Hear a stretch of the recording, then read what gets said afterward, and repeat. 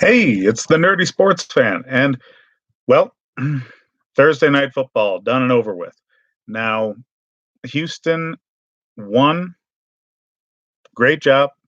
Um, the Colts lost that more than Houston won it. I did not like how the Colts went away from the run in key moments of the game. I understand they wanted to keep a good mix of play calling going so they didn't get too predictable, but the run works better when you're just hammering people with it. And they were, and it was working. And as soon as they go away from running the ball like that, their offense sputters. They couldn't make a few clutch third downs, and honestly, at least a few of them they could have gotten in the running game, and they elected to pass, and it didn't work out. Um, I don't like when coaches talk about a commitment to the running game, and then after it's working, get away from it. Makes no sense to me whatsoever. Um, the old Pittsburgh teams winning Super Bowls always did it by jumping out to a lead early. That's where they got their passing stats. And then running the ball and just killing people with that ground game the rest of the day to the point where at the end of the game, they're gashing you for 10, 11-yard carries because you're just gassed.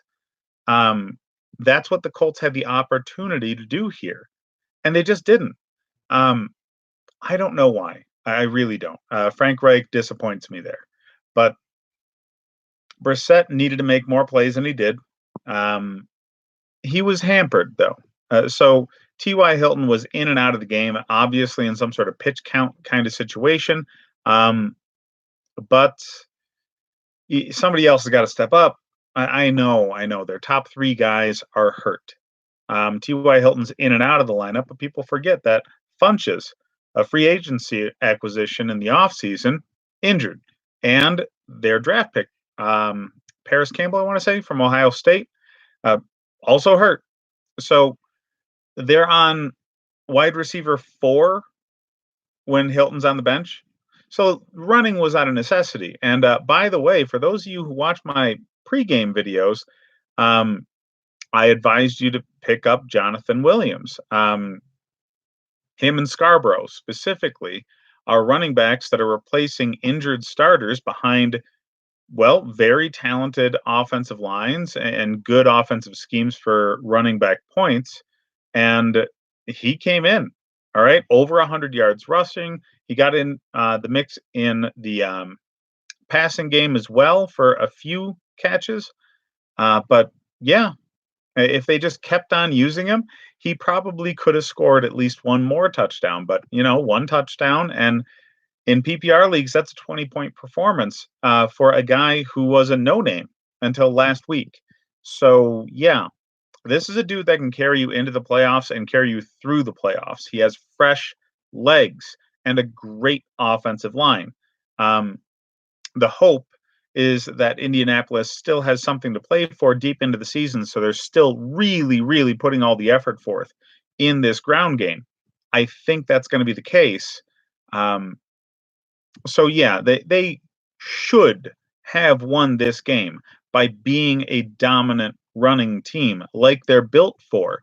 But some bad game management on the Colts' part.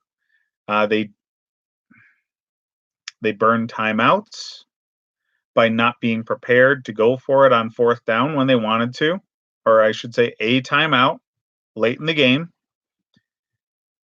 People are going to talk about that fumble because Deshaun Watson definitely fumbled the ball and the Colts definitely recovered, but because of the rules of how you go about overturning a call or not, they didn't make the right call. Has to be a definitive blah blah blah whatever. The guy has his hands around the football and he's calling for the official's attention before the end of the play. Um,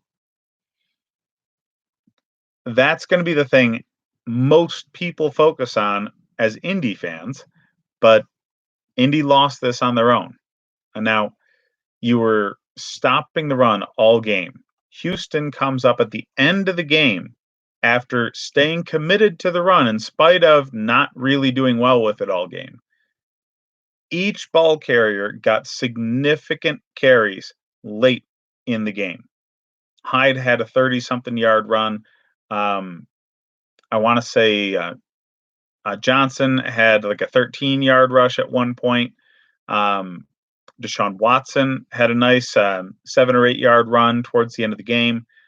All of the ball carriers in this offense had significant gains on the ground, but they didn't come until late. That's what happens when you stick with the running game. What really lit the game on fire for Houston was the Colts have no answer for DeAndre Hopkins or Will Fuller. Yes, Deshaun Watson's very talented, but those guys just get open. They were putting up good numbers with bad quarterback play. Deshaun Watson is just a big upgrade from what they've had. And that's all they need. That's all they need. Okay. This is a well built team because the skill position players really complement each other really well. Deshaun Watson's got a very strong arm, um, and he's got an accurate deep ball. So, yeah, get the ball out of his hands deep. Let him create more in short situations. Let him run around and extend plays so you can get people open in the middle of the field. He does really well in this offense. They're protecting him better. The Colts got to him a few times, but how much of that was because he's trying to extend the play? You can't really blame the line for a lot of the pressures that he gets, but yeah, his talents are well suited for the other players on the team. Um, Houston's Jonathan Joseph probably deserves more credit than he's going to get. Um, I heard some backhanded compliments from Troy Aikman in the broadcast where it's never, hey, that was a damn good play. It's, oh, yeah, that was a great play, especially for somebody like old as hell like this dude. It's always how it struck my ear when they're talking about Joseph. But it can't a good play just be a good play, dude? I mean, yeah, I get it. He's getting older. We don't talk about Brady. We didn't talk about Favre. We don't talk about Breeze in that fashion where, yeah, we talk about them getting older, but we don't talk about that as, oh, look what he's doing still as old as this dude is. Very rarely. It's always, man, you can play to this old when you're this damn good. There's different ways to phrase it. And I don't know why it struck my ear as a derogatory thing when talking about Joseph, but it definitely did. Um, yeah, I just, Houston made the most of their opportunity today. I think that the Colts needed to, but definitely didn't. Um, Houston, though,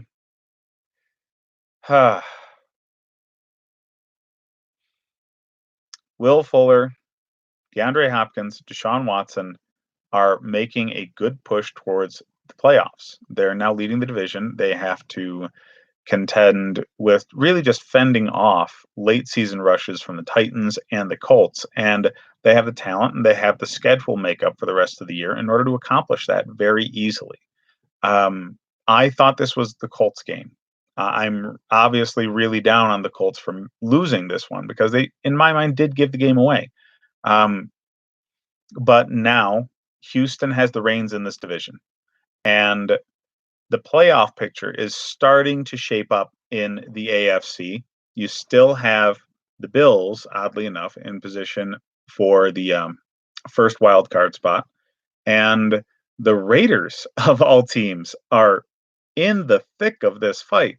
Um, Depending on how things play, if the Bills lose, this is a very, very in now with the number of 7-win teams that you have in the AFC. Now, being a Bills fan, obviously, I'm really hoping that the Bills win on Sunday, but there's a real possibility they don't. Denver is underrated. They've got 4 losses late in the fourth quarter, and those easily could be wins for them. Some poor game management for sure, but this group's newly together, and the coaches, in spite of their experience in other areas for longer periods of time, they're all first year at their job right now. Scangarello, Fangio, um, these guys don't really have any experience being the guy, and maybe next year they'll do better. But right now, they're just a very dangerous team that doesn't really have a playoff chance at this point. Um, the Bills better be prepared for it, or else we will have that three-way tie because the Raiders are getting a gimme game this week. I mean, the Jets have been terrible, and the Raiders have been much better than expected. So they're going to win. So the AFC playoff picture can get extremely, extremely interesting after this game and the coming games over the weekend. Um, the Chiefs have a stranglehold on their division, really, with what they have remaining on their schedule, how talented they are, and getting healthy at the right time. Um, I don't see the Raiders necessarily catching them. And the Chargers have all but played themselves out of this race, and they definitely had the talent to win this division. I mean, they were tied for the division lead last season. Um, they just squandered away their opportunities. Um, I think the AFC is a bit more interesting right now. The NFC has the best game of the week right now. They have the Packers going to see the 49ers. Now, they're both extremely, extremely strong teams. And the 49ers, are they a bit of a paper tiger? Are they more show than bite? Because really, the Cardinals have taken it to them twice. They lost both times, but they were close. And Seahawks beat them. So they're mortal. When they go against well constructed teams, it's a tight game. Um, I think that the Packers have the opportunity to win this game and get much better playoff seeding going forward. Um, in a head to head matchup with these guys, yeah, that'd be fantastic for your playoff standing and staying ahead of Minnesota in your own division. That would put them, I want to say, first place in the NFC playoff positioning if they were to come into San Francisco and win, and that's a big leap. Um, I like the Packers in this game. Their defense is built to go after the quarterback pretty well and give up a bit more in the run. So San Francisco is going to be a tough out for them. San Francisco's running game has not been as effective the past few weeks as it was earlier in the season, but they definitely still have the capabilities of putting on a show in the running game like that. Um, so this game could go either way. It hinges on a few factors. I think both teams are built in a way that they can attack a weakness on the opposing team. It's just a matter of game flow getting you in position where you can dictate in that fashion.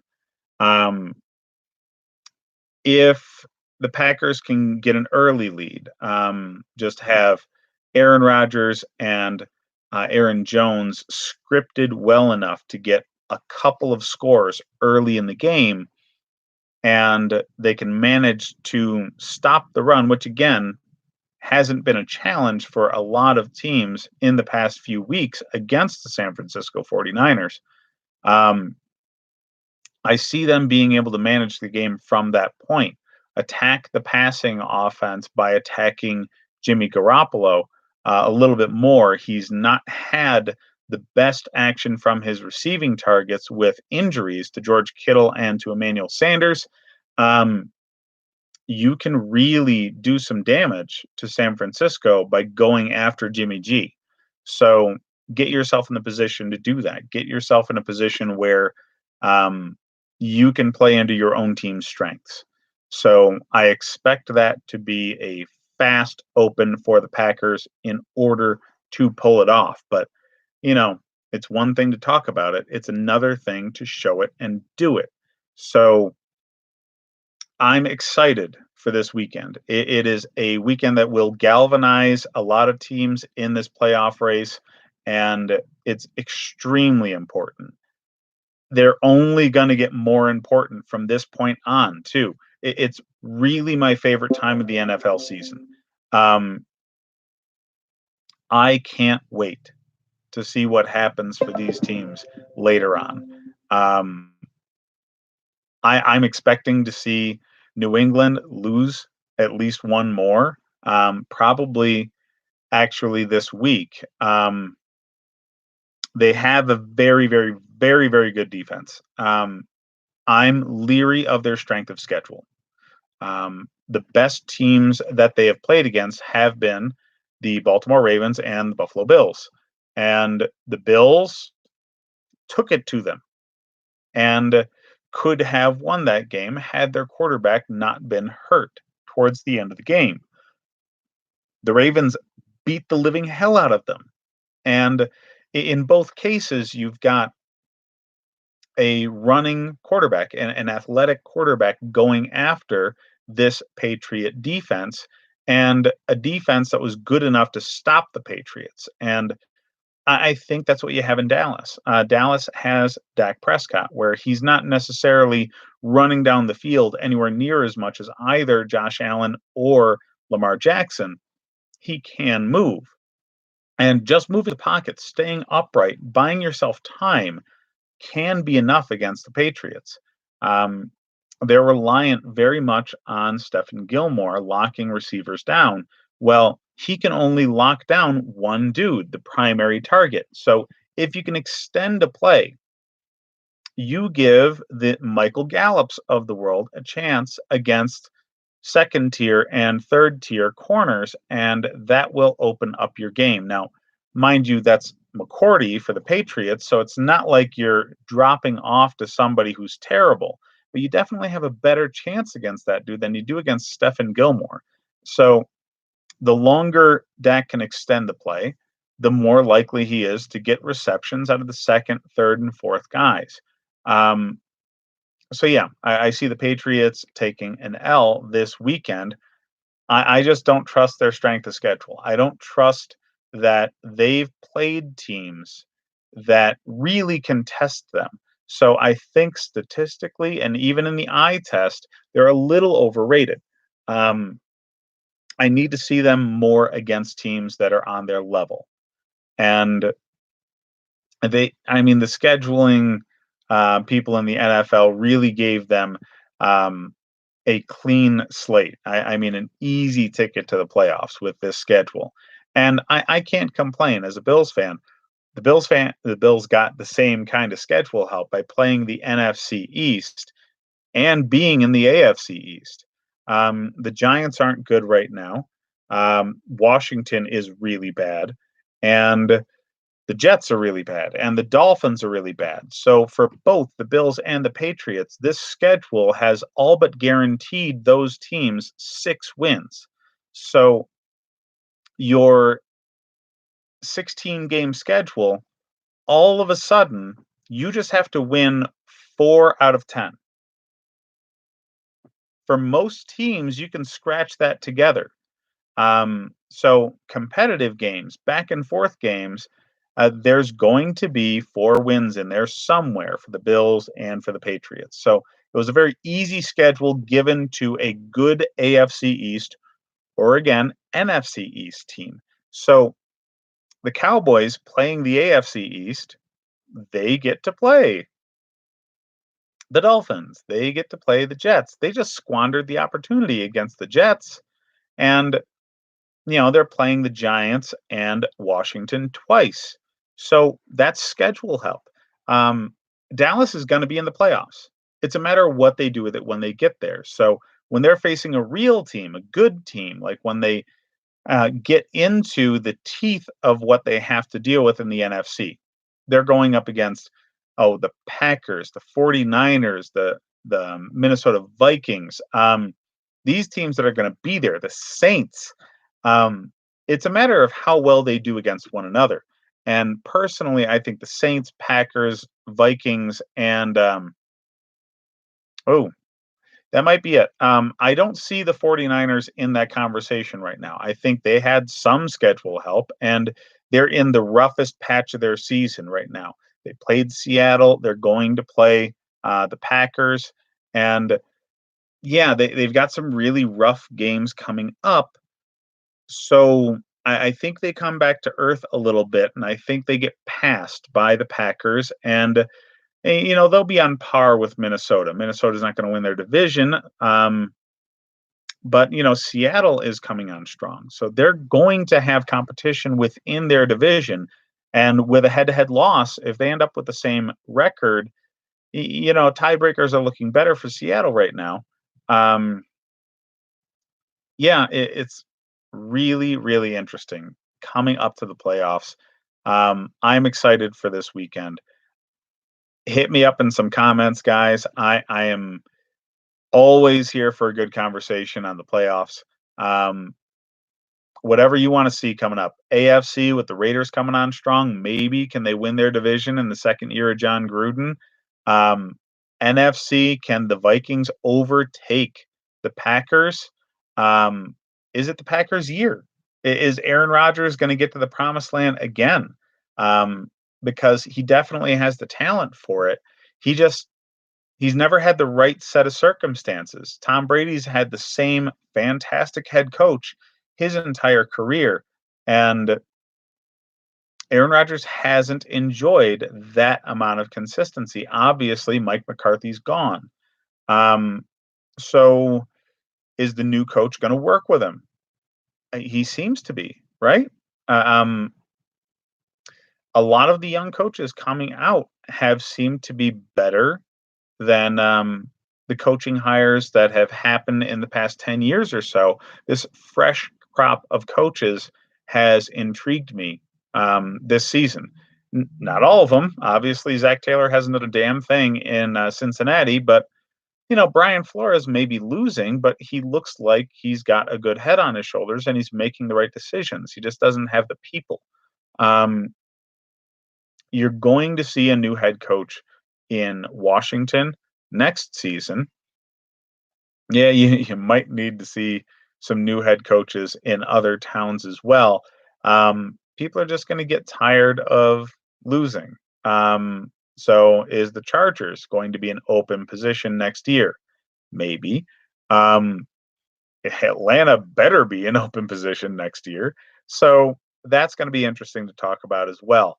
As we get towards the end of the season, it starts to crystallize what teams are going to have to retool or rebuild entirely, and what teams are going to be focusing on the draft.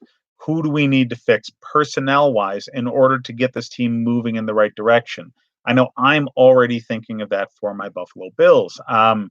They need receivers. I understand John Brown has been great, but they don't have a guy like who I saw today.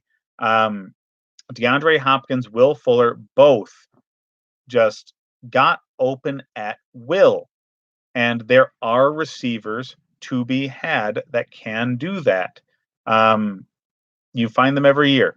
It's a matter of where you get them from. So the scouting department better be on point. I am going to be following that soon and making draft updates and top 10 lists as the season starts to grind to a halt. And we'll start to assess team needs going into next year and try and figure out what's going on with the coaches coming available to fill some of these positions that are obviously going to open up. Um, I feel Dan Quinn should have been fired weeks ago. So I've been looking for the perfect coaching match for them for a while.